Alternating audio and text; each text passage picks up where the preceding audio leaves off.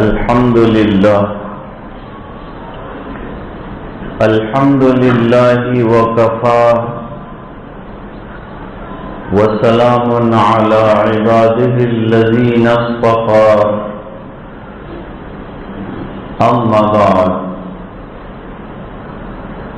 أعوذ بالله من الشيطان الرجيم بسم الله الرحمن الرحيم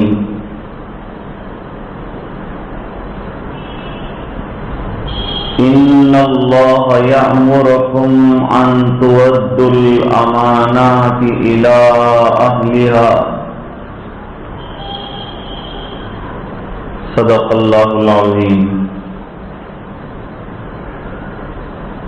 اللهم صل على سيدنا محمد وعلى آل سيدنا محمد وأصحابه وأزواجه وبارك وسلم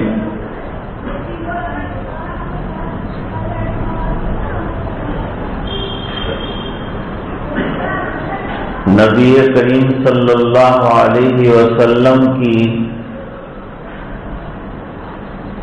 زندگی کے بہت سے پہلو ہیں. ان تمام پہلوؤں پر گفتگو کرنے کے لیے پوری زندگی چاہیے.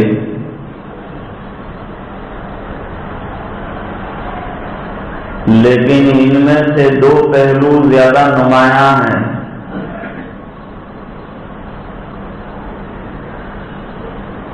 ایک زندگی کا نام ہے مکی زندگی، ایک کا نام ہے مدنی زندگی.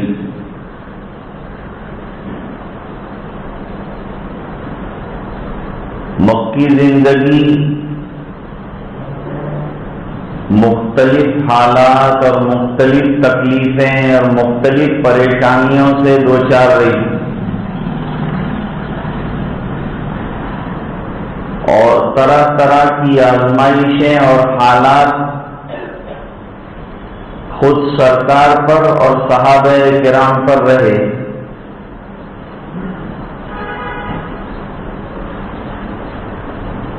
صحابہ کرام چاہتے تھے کہ کم سے کم دفاع کریں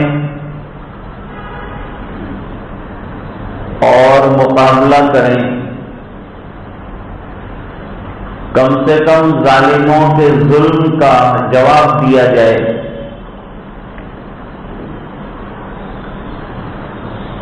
لیکن اللہ کی طرف سے حکم اور اجازت نہیں. اور حکم یہ تھا کہ صبر سے کام لو اور عبادتوں میں لگے رہو اور دین کی نشر و اشاعت کرتے رہو اور تکلیفیں برداشت کرو، حالات اٹھاؤ. اور 13 سال کا عرصہ اور زمانہ گزر گیا ہے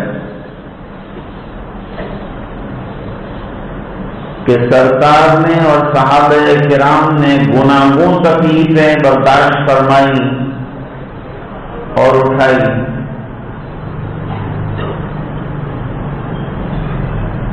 پھر اللہ کی طرف سے ہجرت کی اجازت ملی.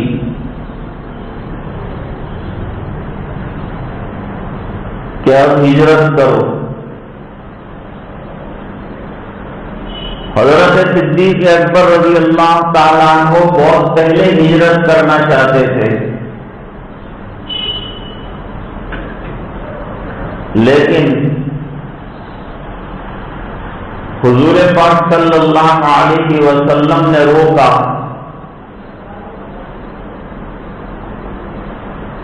اور فرمایا کہ خیال یہ ہے کہ جب مجھے ہجرت کا حکم ہوگا تو تمہیں بھی اجازت ہو جائے گی. وہ اجازت مل گئی. صدیق اکبر رضی اللہ تعالی عنہ کو بتایا گیا کہ ہجرت کی اجازت مل گئی ہے اور ہم کو اب جانا ہے. علاقہ بھی بتایا گیا ہے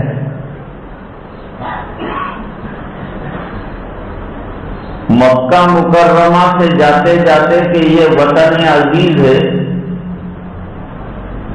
اور اس میں حرم محترم ہے، اس میں اللہ کا مقدس گھر ہے، اس بنا پر سرکار چاہتے تھے کہ بیت اللہ میں 2 رکعتیں پڑھنے کا موقع مل جائے۔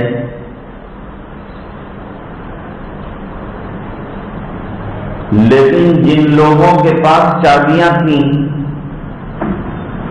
جو کلید بردار تھے اور جو ذمہ دار تھے، انہوں نے منع کر دیا کہ ہم تم کو اس لائق نہیں سمجھتے ہیں کہ چابی دی جائے اور تم بیت اللہ میں عبادت کرو۔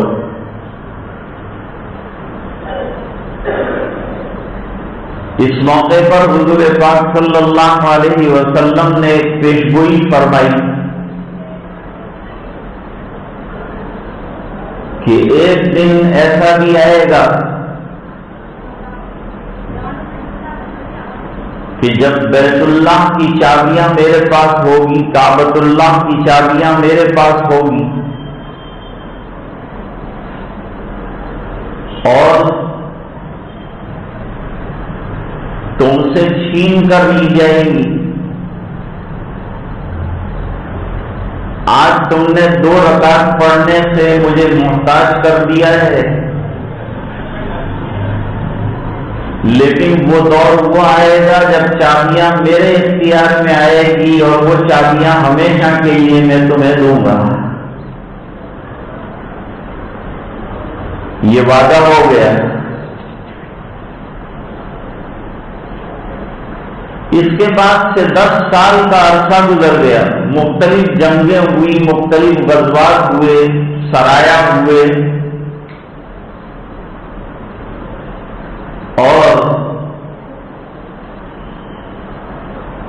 انتہاءً اللہ تعالیٰ نے مکہ مکرمہ نبی کریم صلی اللہ علیہ وسلم کی گود میں ڈال دیا، فتح مکہ ہوئی۔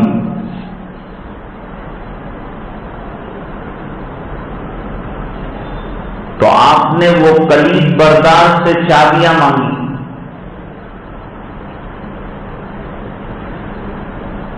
پہلے تو اس نے منع کیا کہ میں چابیاں نہیں دوں گا۔ صحابہ کرام نے فورس کیا کہ اب وہ حالات نہیں ہے 10 سال پہلے والے، اب پورا مکہ مکرمہ فتح ہو چکا ہے، بیت اللہ ہمارے قبضے میں ہے، لہذا اس وقت چابیاں دینی پڑے گی۔ عثمان ابن طلحہ حجبی آئے جن کے پاس چابیاں تھی کعبۃ اللہ کے دروازے کی، اور ان کو مجبوراً جو ہے حضور پاک صلی اللہ علیہ وسلم کو کلیدیں اور چابیاں دینی پڑی، دے دی چابیاں۔ اس موقع پر کعبۃ اللہ میں داخل ہوئے ہیں حضور پاک صلی اللہ علیہ وسلم۔ تالا کھولا گیا، دروازہ کھولا گیا، آپ اندر تشریف لے گئے، اندر نماز بھی ادا فرمائی۔ باہر یہ گفتگو چل رہی کہ اب چابیاں جو ہے وہ خاندان رسول میں اور آل رسول میں سے کسی کو ملے گی۔ سب اٹکلیں لگا رہے تھے کہ کس کو مل سکتی ہے، یہ چابی کس کو دی جا سکتی ہے۔ زیادہ تر لوگ حضرت علی رضی اللہ تعالیٰ عنہ کا نام لے رہے تھے کہ چابی حضرت علی رضی اللہ تعالیٰ عنہ کو دینی چاہیے، وہ خاندان کے فرد بھی ہیں۔ لیکن جب باہر نکلے تو اللہ کا حکم آیا کہ اللہ تعالیٰ تم کو حکم یہ دیتے ہیں کہ امانتوں کو اس کی صحیح جگہ پر پہنچا دو. تو حضور پاک صلی اللہ علیہ وسلم نے لاک لگانے کے بعد چابیاں عثمان ابن طلحہ حجبی کی گود میں ڈالی.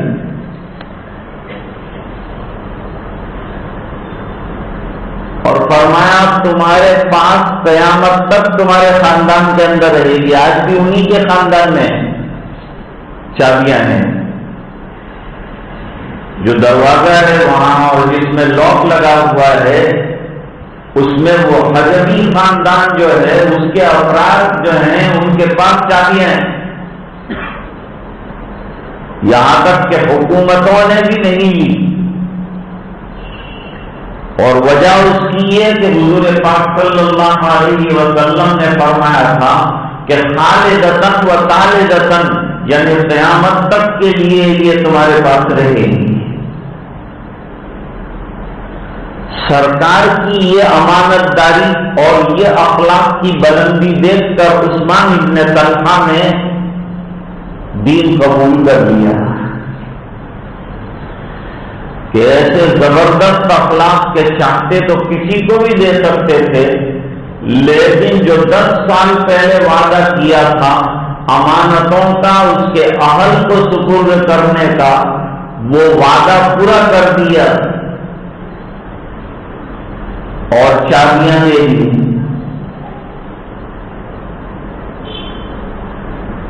الیکشن کا زمانہ چل رہا ہے اور لوگ پوچھتے ہیں تو مولانا یہ ووٹ کیا ہے؟ شرعی اعتبار سے دیکھا جائے تو ووٹ کی بھی ایک حیثیت ہے. اسلام میں اور شریعت میں ووٹ دینے کی بھی ایک حیثیت ہے، شرعی حیثیت رکھتا ہے یہ معاملہ، اور اس کا تعلق دین سے جڑا ہوا ہے. ہر معاملہ جو ہے اس کو دین کی روشنی میں حل کیا جائے. اللہ تعالیٰ نے یہ کتاب ایسی اتاری ہے، یہ دین ایسا دیا ہے کہ ہر مسئلے کا حل اس کے اندر موجود ہے.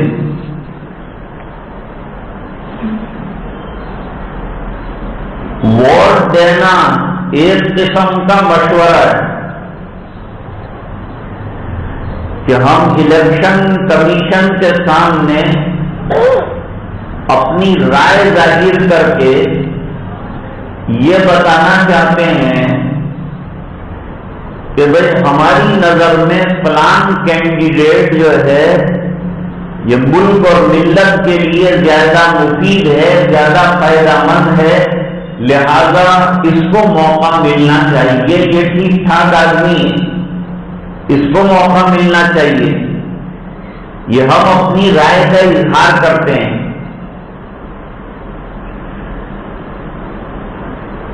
اور یہ امانت داری کے ساتھ کرنا چاہیے. اگر نااہل کو ووٹ دیا گیا تو ایک درجے کی خیانت ہے جس سے قرآن کریم منع کرتا ہے. اور اللہ فرماتے ہیں کہ اللہ کا حکم یہ ہے کہ تم امانتیں ان کے اہل کے پاس رکھو، نااہلوں کے پاس مت دو. لہذا اب ہمارے ذمہ یہ ہے کہ ہم اگر اپنی رائے ظاہر کرنا چاہتے ہیں تو صحیح رائے جو ہے وہ ظاہر کریں. اور صحیح رائے کا مطلب یہ ہے کہ اپنے ذاتی فائدے کو دیکھنے کے بجائے ملک کو، ملت اور اسلام کو فائدہ پہنچے ایسی شخصیت جو ہے اور ایسی پارٹی کو ووٹ دیا جائے. ووٹ کی دوسری حیثیت سفارشی ہے. ووٹ دینے والا الیکشن کمیشن کے سامنے سفارش کرتا ہے. گویا وہ یوں کہتا ہے کہ میری نظر میں اور میری سمجھ کے مطابق فلان آدمی زیادہ مناسب ہے لہذا سفارش اس کے بارے میں پیش کرنا چاہتا ہوں۔ اب نتیجہ کیا نکلے گا؟ اس سے بے پرواہ ہو کر ہمیں اپنی صحیح رائے جو ہے اس کو ظاہر کرنا چاہیے اور اس کو دینا چاہیے اور چھپانا نہیں چاہیے۔ چنانچہ ووٹ کی ایک حیثیت گواہی کی ہے اور سچی گواہیاں دینے کا حکم ہے اور جھوٹی گواہیاں دینے سے بچنے کا حکم ہے۔ سچی گواہی دی جائے گی اور سچی گواہی دینے پر وعدہ فرمایا گیا ہے۔ جھوٹی گواہی دینے والے کو جھوٹا قرار دیا اور بڑا گناہ قرار دیا کہ ایک حقیقت سے انحراف کر کے غلط جگہ پر اپنی گواہی اس نے دی ہے۔ اس لیے گواہیاں چاہے کچھ بھی ہو جائے لیکن پیش کرنی چاہیے۔ تو ووٹ کی ایک حیثیت جو ہے وہ گواہی دینے کی بھی ہے، ایک حیثیت سفارش کی بھی ہے۔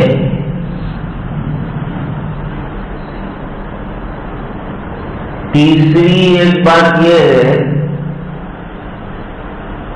کہ ووٹ جمہوری ممالک کے اندر ایک نعمت ہے اور یہ نعمت جو ہے اس کا استعمال کرنا صحیح طور پر یہ اس کا شکریہ بجا لانا ہے۔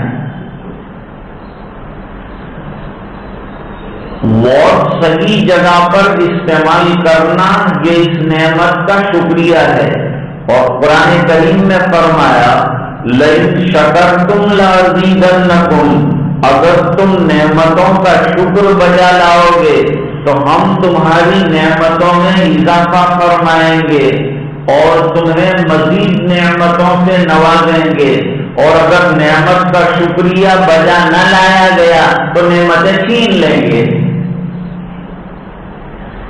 آج ہمارے اختیار میں ہے، یہ نعمت ہمارے پاس ہے، ہم اس کا استعمال کر سکتے ہیں، اور اگر ہم نے ناقدری کی اور نظر انداز کیا کہ بھئی اب کون یہ جھنجٹ میں پڑے اور یہ دماغ کاشی میں پڑے اور اچھا کون ہے اور حمام خانے میں ننگا کون نہیں ہے، تو ظاہری بات ہے کہ یہ نعمت چھین جانے کا خطرہ ہے۔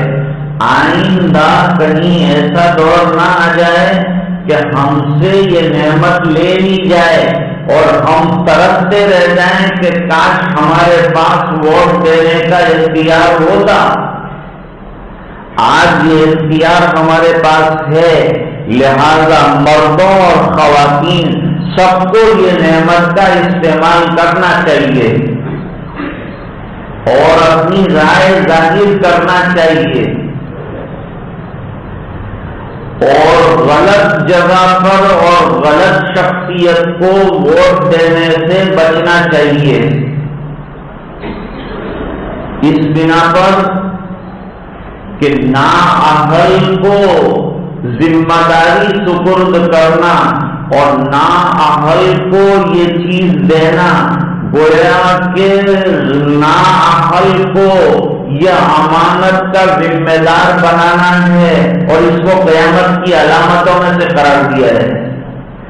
اذا وسد الامر الى غیر اہلہ فانتظر الساعہ، فرمایا جب معاملہ نااہل کے سپرد کیا جائے تو انتظار کرو قیامت کا۔ اس سے پتہ چلا کہ ہمیں اپنے اس حق کا استعمال کرنا چاہیے، نہیں کریں گے تو یہ حق ضائع ہو جائے گا اور نعمت کے ضائع ہونے سے اس کو بچانا چاہیے۔ یہ بھی ایک نعمت ہے، لہذا اس کی قدر بھی ہونی چاہیے اور اس کی حفاظت بھی ہونی چاہیے۔ ووٹ ایک درجے کی شہادت ہے اور شہادت جب مانگی جائے تو چھپائی ہی نہ جائے بلکہ وہ شہادت دی جائے اور گواہی دی جائے۔ چنانچہ روایتوں سے پتہ چلتا ہے کہ اگر ہم نے اپنے یہ حق کا استعمال نہیں کیا اور یہ سوچا کہ یہ گندی سیاست میں کون پڑے، تو ایک دن ایسا بھی آ سکتا ہے کہ ہمارے اوائڈ کرنے کی وجہ سے یہ مصیبت ہمارے گھر تک پہنچ سکتی ہے۔ اب سوال یہ ہے کہ کس کو ووٹ دیا جائے، تو ہماری سمجھ کے اعتبار سے، ہماری عقل کے اعتبار سے ملک و ملت اور اسلام کے لیے جو مفید ہو اس کو ووٹ دینا چاہیے، اس کو رائے دینی چاہیے اپنی کہ بھئی یہ اس کے لائق ہے۔ پارٹیاں تو سب ظالم ہیں۔ اس ملک میں زمینی سطح پر اگر دیکھا جائے تو دو بڑی پارٹیاں ہیں اور دونوں پارٹیاں اپنے اپنے درجے میں ظالم ہیں، لیکن علماء کی رائے یہ ہے کہ جب دو ضرر جمع ہو جائیں، جب دو برائیاں جمع ہو جائیں تو یہ دو برائیوں میں کم جو برائی والی چیز ہے اس کا انتخاب کیا جائے، جس کو ہماری زبان میں کہتے ہیں کہ ایک نجاست غلیظہ ہے اور ایک نجاست خفیفہ ہے۔ دونوں نجاست تو ہے لیکن دونوں میں سے کم درجے کی نجاست جو ہے اس کو اختیار کرنا چاہیے۔ ایک پارٹی وہ ہے جو کلم کلا اسلام دشمنی اور ایمان اور اسلام کو مٹانے کی بات کرتی ہے، مسلمانوں کی جڑوں کو اکھاڑنے کی بات کرتی ہے، مسلمانوں کو برباد کرنے کے رات دن پلاننگ کرتی ہے، قانون کے اندر تبدیلیاں لانے کی بات کرتی ہے، اور ہمارے وجود کو خطرہ ہو، ہماری مساجد اور ہمارے مدارس خطرے میں آ جائیں، یہ تمام شکلیں وہ لوگ پیش کرتے ہیں، اور ظلم کو انہوں نے ملک کے اندر اقلیت کے اوپر روا رکھا ہے اور لگاتار ہو رہا ہے اور اس پر کوئی ایکشن بھی نہیں لیا جا رہا ہے۔ دوسری پارٹی ایسی بات نہیں کرتی، کم سے کم اسلام پر حملہ نہیں کرتی اور مسلمانوں کی آزادی کے بارے میں ایسی کوئی بات نہیں کرتی، بلکہ وہ عام بات کرتی ہے اور ملک و ملت کے فائدے کی بات کرتی ہے، تو ظاہری بات ہے کہ ایسی پارٹی کو ووٹ دیا جائے۔ اور یاد رکھیے کہ کبھی ایسا ہوتا ہے کہ ایک آدمی اپنے طور پر اچھا ہے، اس کے اندر خوبیاں بھی ہے، اس کے اندر کمالات بھی ہے، لیکن وہ ہے غلط پارٹی کے اندر، تو ہم اس کی ذاتی شخصیت کو دیکھ کر اگر ووٹ دیتے ہیں تو اس کا فائدہ ظاہر نہیں ہوگا، اس بنا پر کہ جب وہ جائے گا سیشن کے اندر اور جب اس کو رائے دینے کا موقع ملے گا تو وہ پارٹی کے حق میں رائے دے گا، اور پارٹی ہماری مخالف ہے، لہذا اس کو الیکٹ کرنے کا کوئی فائدہ نہیں ہوا، اس کو منتخب کرنے کا کوئی فائدہ نہیں ہوا، کیونکہ اس کی اپنی کوئی رائے چلتی نہیں ہے اور چلتی پارٹی کی ہے، لہذا اس وقت پارٹی جو ہے اس کو دیکھا جائے گا۔ وہ جماعت جو مسلمانوں کے لیے اور ملک اور ملت کے لیے کم ضرر والی ہے، کم نقصان والی ہے، ایسی پارٹی کو موقع دیا جائے اور ہم اپنے طور پر جو ہے اس کو ووٹ دیں، اس بات کی پرواہ کیے بغیر کہ ہمارے ووٹ کا فائدہ کیا ہوا۔ ہمارا کام ہے اپنی رائے کا ظاہر کر دینا، ہم اپنی رائے ظاہر کر دیں، اب نتیجہ اللہ کے ہاتھ میں ہے، دعائیں کرتے رہیں۔ تو چونکہ یہ الیکشن بالکل سامنے تھا، پرچار نہیں کر رہے ہیں ہم لوگ، میں تو بتا رہا ہوں آپ کو کہ ووٹ کی شرعی اعتبار سے حیثیت کیا ہے۔ تو میں نے بتایا کہ ووٹ کی 5 زبردست حیثیتیں ہیں. شفاعت اور سفارش کی بھی ایک حیثیت ہے، وکالت کی ایک حیثیت ہے، شہادت کی ایک حیثیت ہے، مشورے کی ایک حیثیت ہے، ایک رائے دینے کی حیثیت ہے. یہ تمام حیثیتوں کو دیکھتے ہوئے ہمیں اپنے حق کا استعمال کرنا چاہیے، اور استعمال کرنے کے بعد نتیجے کو اللہ پر چھوڑ دینا چاہیے. ہمیں اپنی رائے کے اظہار کا جو حق ملا ہے اس کا استعمال ہمارے لیے ضروری ہے.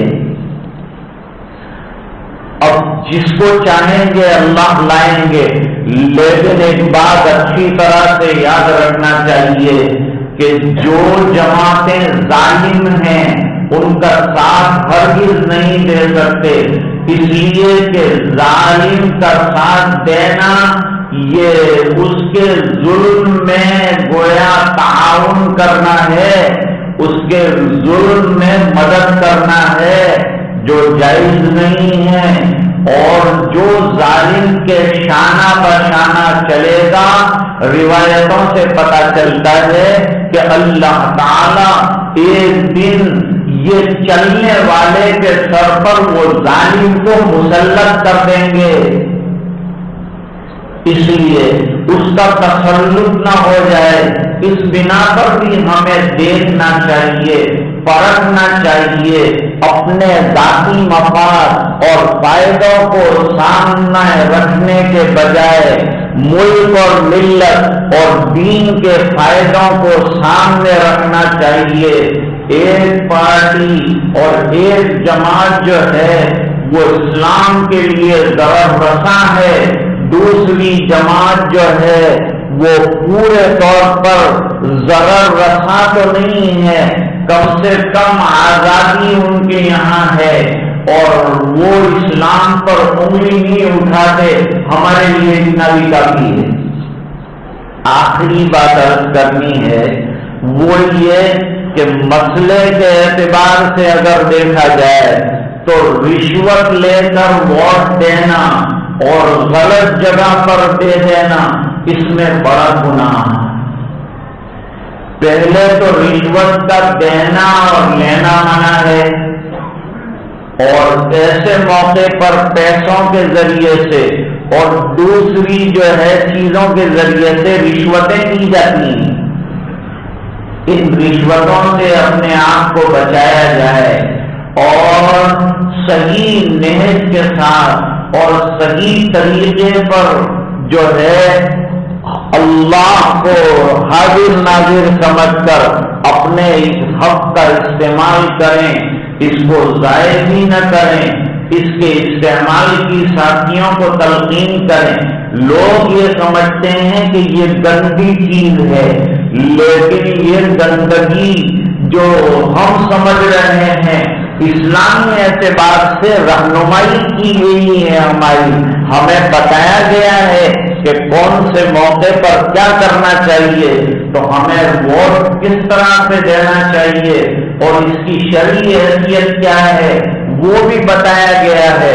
لہذا اس کی رہبری میں اور دین کی روشنی میں ہمیں اپنے حقوق کا استعمال کرنا ہے اور پوری طرح سے ووٹ دینے کی کوشش کی جائے.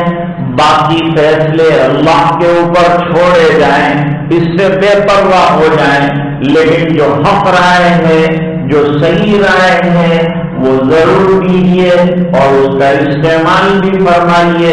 یہ بھی دین کا ایک حصہ ہے، اس کو دین سے الگ نہ سمجھا جائے، بلکہ دینی اعتبار سے مسلمان کی ذمہ داریوں کے اندر یہ بات آتی ہے. لہذا اس پر پوری توجہ دی جائے. اللہ تعالی ہم سب کو سمجھنے کی توفیق سعید عطا فرمائے. واخر دعوانا ان الحمد للہ رب العالمین.